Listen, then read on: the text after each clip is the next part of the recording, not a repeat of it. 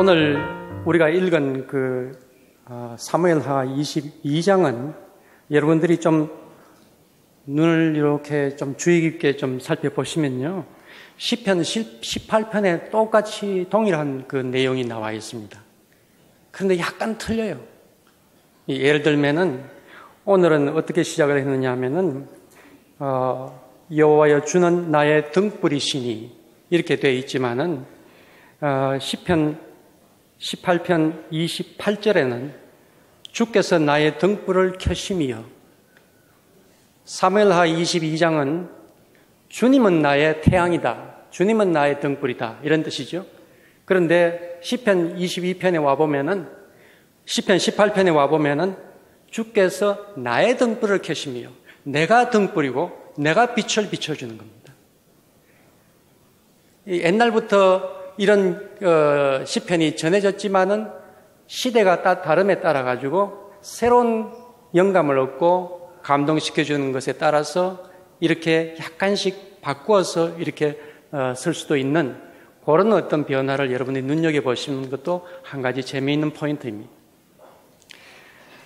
이것은 무엇을 말하느냐 하면은 성경은 시대마다 새롭게 해석을 해서 그 받은 감동과 그 받은 은혜를 다르게 이렇게 표현을 한다는 겁니다. 성경의 전통이라는 것이 바로 이것입니다. 옛날에 말씀했는, 예언자가 말씀했는 옛날의 율법 조항, 옛날에 예수님께서 말씀했는 것을 그대로 암송하고 그대로 시행하라. 물론 그것도 중요하죠. 하지만은 오늘날 21세기 한국 땅에서 새롭게 읽고 새롭게 해석해서 내 삶의 현장에서 나는 이렇게 고백을 한다. 이것이 참으로 중요한 겁니다. 이것이 바로 살아계신 하나님께서 나와 함께 하시고 하나님의 영이 나로 하여금 새롭게 깨닫게 해주는 중요한 것입니다. 지난 시간에 이어서 오늘은 우리가 사무엘하, 열왕기상, 열왕기하를 보겠습니다. 계속해서 우리가 삶의 현장에서 만나는 하나님, 우리의 삶의 현장에서, 그리고 옛날에는 어떤 삶의 현장에서 하나님을 만나고 어떤 감동을 받고 어떤 힘으로 살았는지 우리 한번 살펴보도록 하겠습니다. 그림이 나와 있죠? 사자하고 어린 양입니다. 어떻게 같이 잘 살까요? 네, 좀 궁금해지고 좀 걱정스럽죠. 우리가 사는 현실이 그렇습니다. 돈 많은 사람, 아주 가난한 사람, 권력이 있는 사람, 약한 사람, 건강하고 실력이 있는 사람, 병들고 장애가 있는 사람, 함께 살아가는 것이 이 사회지 똑같이 평준화도 아니고 똑같이 다 부자도 아닙니다. 이렇게 서로가 다르게, 그렇지만은 100% 서로를 인정해주고 존중해주면서 살아가는 것이 우리가 원하는 사회입니다. 그래서 오늘 그 점을 여러분과 함께 한번 살펴보려고 합니다. 내용을 보면은 다윗과 솔로몬에 대한 이야기가 나오고, 그리고 불행하게도 남북이 이렇게 갈라지는, 또 우리와 비슷합니다. 남북이 갈라지는 그러한 일이 일어나고, 먼저 북쪽의 이스라엘이 먼저 멸망을 하고 남쪽의 유다가 나중에 멸망을 하는 그런 일들이, 불행한 사건들이 생겼습니다. 왜 하나님이 선택해 주시고 또 하나님께서 약속해 주신 이 약속의 땅에서 선민이 왜 계속 살지 못하고 멸망당하고 쫓겨가고 포로로 잡혀가고 이런 일이 일어났느냐? 이것이 이스라엘 백성으로서는 가장 큰 질문이었습니다. 그래서 그 질문에 답하기 위해서 사실 여호수아부터 시작해서 열왕기하까지 쓰여졌다고 해도 과언이 아닙니다. 왜 우리가 망했는가? 그렇기 때문에 그 내용은요, 좋은 이야기만 다 되어 있지가 않습니다. 실패한 이야기, 죄 지은 이야기, 그것도 다 포함되어 있습니다. 우리가 이렇게 살았기 때문에 우리가 망했다. 앞으로는 우리가 어떻게 살아야 될 것인가? 이런 질문을 가지고 지금 이 이야기가 전개되고 있습니다. 그런데 우리는 이 범위를 여호수아부터 시작해서 열왕기하까지의 이 범위를 우리가 쭉 읽어보면서 이건 역사책이네, 역사 이야기가 이렇게 많네, 이렇게 생각하기가 쉽습니다. 그러나 성경은 그렇게 분류를 하지 않습니다. 때로는 그것을 역사서라고 분류하시는 분들도 계시지만 원래 히브리어 성경은 이 부분을 예언서로 그렇게 분류를 합니다. 왜 예언서로 분류를 하느냐? 우리는 예언에 대해서 두 가지 개념이 있다는 것을 좀 기억해 두시기 바랍니다. 첫 번째는 뭐냐 하면은 장래에 일어난 일들을 미리 예언한다 하는 그런 뜻입니다. 그래서 한자로 보면은 미리 예자를 씁니다. 예, 보이시죠? 그 다음에 두 번째는 뭐냐 하면은 똑같이 예언이라고 이야기를 하면서 맡을 예자를 씁니다. 은행에 예금한다 할 때 쓰는 예자입니다. 이것은 무엇을 뜻하느냐 하면은 하나님의 말씀을 맡아서 전한다.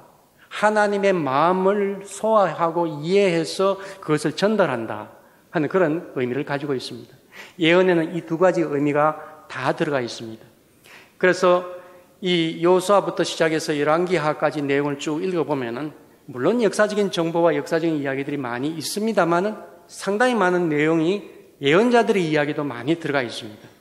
예를 들면 엘리야의 이야기, 엘리사의 이야기, 이사야의 이야기 등등 이렇게 많은 예언자들의 이야기가 있는 것과 마찬가지로 또 하나 우리가 중요하게 생각할 것은 성경은 역사적인 정보를 전달해 주는 목적으로 쓰여진 것은 아닙니다. 그 가운데 역사적인 자료와 정보가 들어있긴 하지만은 최종적인 목표는 그것이 아닙니다. 목표가 뭐라고요? 제일 먼저 이야기를 했죠. 왜 우리가 망했는가? 왜 우리가 망했는가? 그것을 이야기하기 위해서. 하나님께서 우리에게 원하시는 것이 도대체 무엇인가? 그것을 이야기하기 위해서. 마치 설교와 같습니다. 다만 역사적인 정보는 예화나 자료로 들어가 있는 것뿐입니다. 따라서 역사적인 것은 굉장히 선별적으로 이렇게 골라서 이렇게 들어가 있다는 것을 우리가 좀 기억을 해주시면 좋겠습니다. 그래서 여호수아부터 시작해서 열왕기하까지를 전기 예언서라고 이렇게 분류를 하고요. 그 다음에 우리가 이사야, 예레미야, 에스겔, 그 다음에 뭐 호세아, 미가, 아모스 등등 이런 예언서들을 후기 예언서라고 이렇게 분류를 합니다. 이제 사무엘하부터 보십시다. 여러 가지 이야기들이 많이 있지만은 가장 중요한 이야기는 다윗에 대한 이야기입니다. 그래서 다윗이 어떻게 왕이 되었는가? 그 다음에 다윗의 그 왕으로서 통치하는 것은 어떻게 진행되었는가? 그리고 마지막에 다윗은 어떻게 무슨 말을 하고 그렇게 죽었는가? 그런 이야기들이 이제 쭉 사무엘하에 나오고 있습니다. 다윗의 이제 왕으로 되는 그 과정을 조금 이렇게 살펴보면은 정말 참 파란만장한 그런 세월을 겪었습니다. 처음에는 사울의 그 장군으로 들어갔죠. 사울 왕의 장군으로. 그렇게 들어갔는데, 사울 왕이 가만히 보니까 자기보다 더 유명하고 백성들이 자기보다 더 좋아하는 그런 빛이 보이니까 다윗을 경계하기 시작을 합니다. 그러니 다윗이 더 이상 있을 수 없어서 이제 도망을 치죠. 그런데 도망을 치다 보니까 갈 데가 없어요. 사울은 왕이니까 어느 정도 영향력이 있고 백성들도 사울에 대해서 어느 정도 이제 지지를 해주는 것이 있습니다. 그런데 다윗은 장군이고 백성들이 좋아하긴 하지만 그래도 왕하고는 비교할 수가 없습니다. 그래서 쫓겨서 어쩔 수 없어서 외국 나라인 블레셋에 가게 됩니다. 블레셋에 가면 뭐가 됩니까? 그냥 도망자의 그런 피난처가 되겠죠. 그러나 그쪽에서도 다윗의 그 용명을 알기 때문에 말하자면은 용병 신세가 되는 것입니다.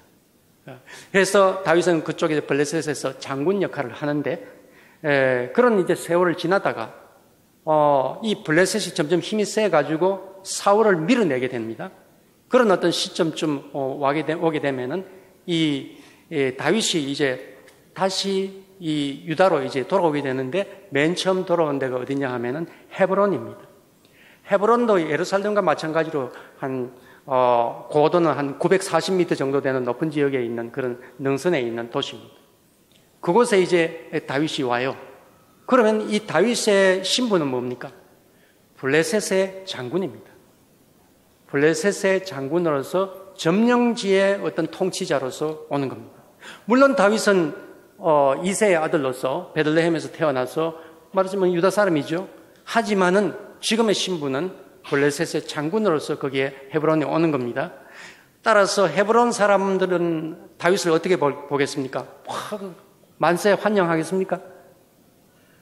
좀 떨떠름하겠죠. 왜냐? 적군인 블레셋의 장군으로서 점령지를 통치하러 온 사람이니까 말입니다.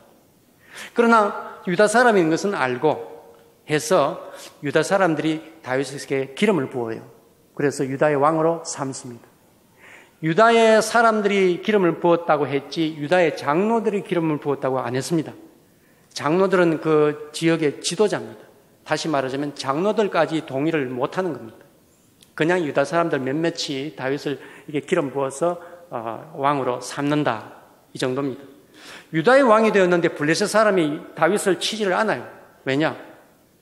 자기 장군으로 알고 있지 유다 적군의 장군으로 인정을 안 하는 겁니다. 유다의 왕이라 하더라도 그런 어떤 상황이 되어 있습니다. 그런데 그 다음에 블레셋 사람하고 사울하고 싸워서 사울이 죽지요. 그리고 나서 이제 다윗이 예루살렘으로 들어갑니다.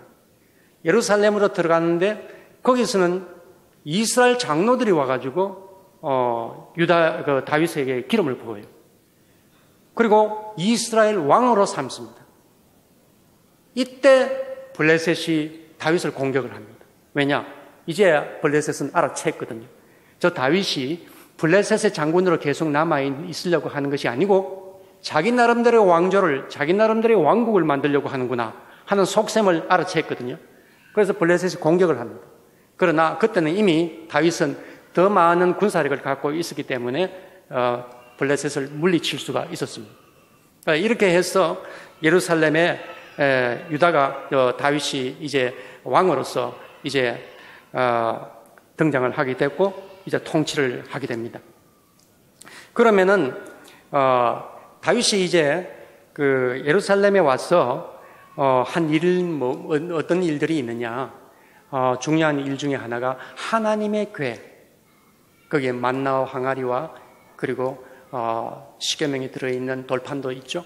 그 하나님의 궤를 예루살렘으로 이렇게 가져옵니다. 이 가져올 때 다윗이 너무너무 좋아가지고 막 힘을 다해서 막 춤을 췄다 그랬죠. 오늘 월십 댄싱 모양으로 막 춤을 춰서 자기 옷이 벗어지는 줄도 모르고 그렇게 춤을 췄다.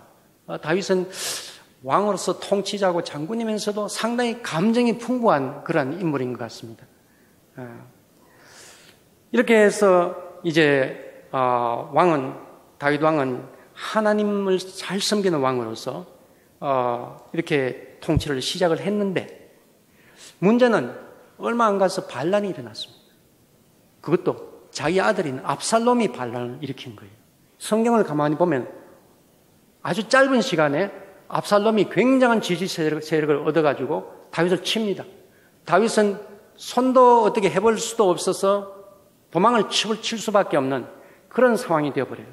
아니 다윗이 저렇게 왕으로서 통치를 잘하고 있는데 어떻게 갑자기 반란이 일어날 수 있지? 좀 이상스러운 그런 상황이 일어납니다. 압살롬 반역뿐만 아니라 그 뒤에 보면 세바의 반역도 일어나요. 왜 이렇게 반란이 일어날까? 여기에서 우리는 한번 생각해 볼 필요가 있습니다. 뭐냐? 다윗의 그 위치와 유다 사람 혹은 이스라엘 사람들의 그 생각이 뭔가가 이게 삐끄덕거리고 있구나 하는 것을 눈치를 챌 수가 있습니다. 왜 그러냐? 맨 처음 이야기를 했죠. 다윗이 블레셋 장군으로서 돌아와서 선보였잖아요. 거기서 뭔가 이질감을 이렇게 느낄 수 있지 않습니까? 그 다음에 예루살렘을 점령을 해서 다윗성으로 만들고 거기서 위주로 해서 이제 통치를 하게 됩니다. 그런데 나머지 유다와 이 이스라엘 지파들은 물론 그 통치에 그 순응은 하지만은 온 마음으로 마음 내켜가지고 하는 것은 아닌 그런 면이 있습니다. 왜 그러냐? 그것은 아주 여러 가지 이야기를 해볼 수가 있지만 가장 중요한 것이 뭐냐 하면은 바로 세금과 부역과 징발 이런 어떤 내용입니다. 나중에 우리가 한번 보겠지만은 그 남북 분열의 원인도 됩니다. 뭐냐 하면은 여호수아와 사사기 시대에 있으면은 그야말로 외적인 침략은 잦았지만은 세금 내지 않아도 됩니다. 부역, 강제노동 안 해도 됩니다. 토지 징발, 자기 땅 바치지 않아도 됩니다. 하지만은 왕이 들었으면은, 직업 군인이 있으면은 봉급을 줘야 되잖아요. 왕실을 갖다 운영을 해야 되잖아요. 무기를 사들여야 되잖아요. 무슨 돈 가지고 합니까? 세금을 내야 되는 거예요. 또 성을 쌓아야 되잖아요. 그러면은 가서 강제노동을 부역을 해야지요. 그리고 거기에 또 승리한 장군들과 또 고관들을 위해서 뭔가 상을 줘야 되지요. 뭘 줍니까? 땅을 주는 게 제일 좋은 겁니다. 그럼 그 땅 어디서 나옵니까? 할 수 없이 백성들로부터 토지를 징발, 말이 징발이지 사실 거의 빼앗다시피 하는 거죠. 그렇게 해서 주는 거예요.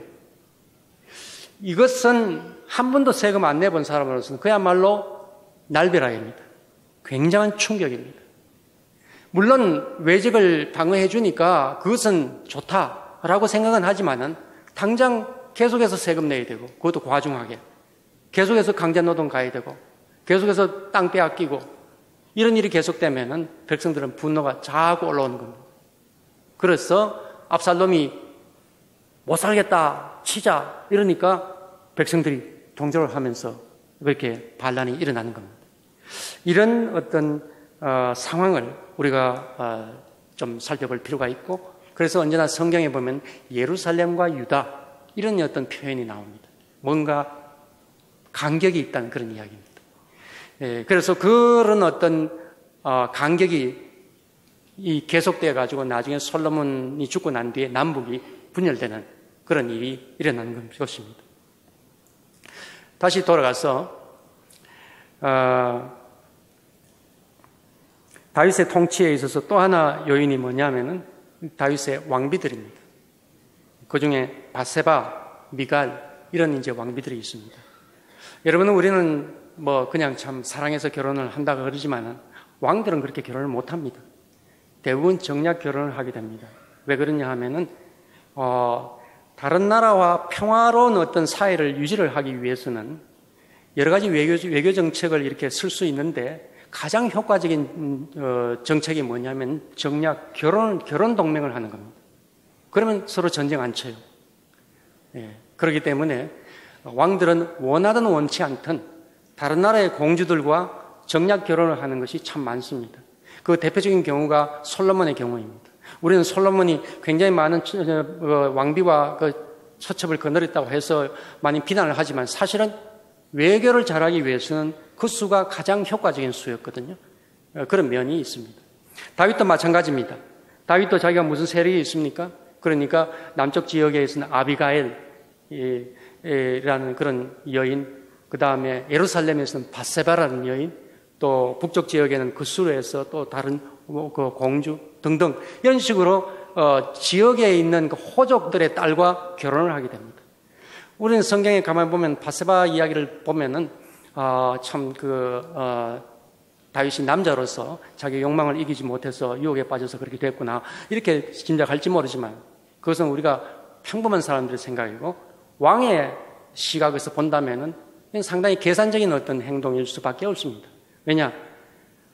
예루살렘을 다윗이 점령을 할 때에 완전히 멸망시켜버리고 자기 세력만 다 포진시켰습니까? 아니에요.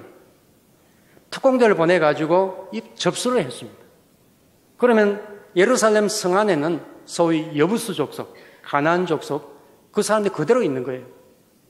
예루살렘 성 안에는 이제까지의 그 모든 세력들, 호족 세력들이라든가 이런 것들이 다 있는 거예요. 물론 다윗이 자기의 어떤 군사들 데리고 들어갔지만은 이 호족 세력들과 함께 이렇게 융합을 하려면은 뭔가 서로가 아주 끈끈한 어떤 그런 어떤 연결점이 있어야 되는 거예요.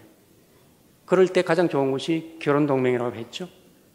그럴 때 바세바를 예루살렘의 호족과 결혼을 한다는 것은 굉장히 중요한 어떤 외교적인 그런 어떤 정책일 수밖에 없습니다. 그래서 우리는 두 가지 다 남자의 하나의 욕망 혹은 왕으로서의 어떤 정책적인 어떤 차원에서의 행동 이 두 가지 다 보아야 된다는 그런 이야기입니다. 다윗의 그 마지막 말을 갖다가 사무엘하 23장에 우리가 보았습니다. 다윗은 이렇게 이야기를 합니다. 여호와의 영이 나를 통하여 말씀하시며 그의 말씀이 내 혀에 있도다. 이스라엘의 하나님이 말씀하시며 이스라엘의 반석이 내게 이르시기를 사람을 공의로 다스리는 자, 하나님을 경외함으로 다스리는 자여. 4절은 우리가 같이 한번 읽어보겠습니다. 그는 돋는 해의 아침빛 같고 구름 없는 아침 같고 비 내린 후의 광선으로 땅에서 움이 돋는 새풀 같으니라 하시도다. 다윗의 마지막 말입니다. 다윗의 경력을 이렇게 살펴보면은 사실 바세바 같은 그런 어떤 사건은 뼈아픈 자기의 잘못이죠. 도무지 용서할 수 없는 그 방법상에 있어서 여인의 남편을 죽이고 여인을 빼앗는 것, 도무지 용서할 수 없는 그런 어떤 악행도 저질렀습니다. 수많은 사람들을 전쟁터에서 죽였습니다. 자기 세력을 만들기 위해서 여러 가지 책략을 부르면서 그렇게 통치를 했습니다. 그러나 다윗은 왕이었습니다. 그것을 다 용인하고 용서할 수는 없습니다. 하지만은 우리는 왕으로서 그런 면이 있겠구나. 권력자로서 대권을 가진 사람으로서 그런 행동을 하겠구나. 내가 그 위치에 있으면 내가 어떻게 행동을 했을까? 이런 생각을 한번 해보실 필요가 있다는 그런 이야기입니다. 다윗은 우리가 위대한 군주로서 우리가 많이 추앙을 하고 있습니다. 하지만 다윗의 내면을 이렇게 살펴보면은 그렇게 괜찮은 사람일까라고 이렇게 임은부호를 붙일 만한 그런 인물입니다. 그 외에도 미갈을 이렇게 받아들일 때도 상당히 어려운 면을 거기서 볼 수가 있습니다. 원래 다윗이 이 사울의 딸 미갈과 결혼을 했지 않습니까? 그런데 사울과 알력이 있어서 도망치니까 어쩔 수 없이 미갈은 다른 사람한테 시집을 갔습니다. 그런데 나중에 다윗이 왕이 된 후에 이미 다른 사람의 아내가 된 미갈을 데려왔습니다. 그래서 왕비로 삼았습니다. 왜 그렇게 했겠습니까? 다윗으로서는 뭔가 정통성과 합법성이 필요한 거예요. 내가 사울의 그 왕권을 이어받았다 하는 그런 어떤 것이 필요한 겁니다. 따라서 그것을 위해서는 가장 중요한 것이 사울의 딸 공주와 결혼하는 것이 가장 확실합니다. 왜냐하면 사위도 왕위를 계승할 수가 있으니까 말입니다. 해서 미갈을 억지로 데려옵니다. 미갈이 좋아서 갔겠습니까? 이제까지 아이들도 많고 남편하고 잘 살고 있는데 남편이 울며불며 따라왔지만은 미갈은 할 수 없이 다윗의 왕비로 가게 되죠. 나중에 다윗이 막 춤을 추면서 옷을 이렇게 벗기는 그것도 모르고 막 춤을 추고 있으니까 창문에 이렇게 내다보면서 미갈이 하는 말이 참 창피하다 이렇게 이야기를 했다는 이야기가 나오고요. 그 다음 무슨 이야기가 나오냐면 다시는 미갈과 동침하지 아니하니라. 미갈은 뒷방신세로 갔다는 그런 이야기입니다. 뭡니까? 미갈을 데려오긴 했지만은 미갈과 다윗 사이에 소송이 나는 것은 원치 않는다. 우리는 다윗의 모습만 보면서 성경을 읽어 나가지만 미갈의 입장에서 한번 본다면은 어떨까요? 참 한 여인으로서 한 많은 세월을 보낸 거 아닙니까? 미갈과 다윗은 옛날에 사랑하는 사이였습니다. 그러나 이렇게 권력이 바뀌면서 이용당하고 상처당하고 하는 그런 어떤 모습을 거기서 볼 수 있습니다. 글쎄 다윗의 마음이 편했겠는지 그건 모르겠습니다만은 다윗은 나름대로 사울의 왕권을 계승하고는 싶지만 사울의 자손을 더 이상 계속 번창하는 것은 달갑지 않은 겁니다. 그러니까 묘한 어떤 그런 관계를 우리가 거기서 좀 찾아볼 수가 있습니다. 그런 위치에 있는 사람이 왕입니다. 왕권을 계속해서 유지를 해야 되니까. 수많은 반란 세력들이 계속해서 나오니까 어떻게 하면 왕권을 탄탄하게 만들 것이냐. 이것은 굉장히 중요한 문제입니다. 여러분은 왕이 되신다면 어떻게 행동을 하실까요? 다윗이 인구조사를 했습니다. 인구조사 왜 합니까? 여러분도 인구조사 했죠? 이번에 인구조사를 하면서 깜짝 놀랐습니다. 얼마나 상세하게 묻는지. 그게 뭡니까? 다 세금의 자원을 확보하기 위한 것이고 국력을 이렇게 움직여 나갈 때 있어서 중요한 정보들을 가지고 이렇게 잘 운영하기 위해서 그런 거 아닙니까? 다윗도 그런 용도로서 인구조사를 했습니다. 그런데 하나님께서 벌 주셨죠. 하나님의 능력을 의지하지 않고 세금의 능력을 의지하려고 하는 그런 태도 안 된다 하는 그런 어떤 메시지입니다. 그러나 왕으로서는 그렇게 하고 싶지 않겠습니까? 이것이 왕으로서의 딜레마입니다. 우리는 다윗의 시각에서만 볼 뿐만 아니라 이름 없는 한 여인의 시각에서도, 그리고 아무 이름 없는 한 농부의 시각에서도, 혹은 군인의 입장에서, 관리의 입장에서, 제사장의 입장에서, 예언자의 입장에서 이렇게 한번 본다면 성경을 상당히 입체적으로 우리가 한번 볼 수가 있을 것입니다.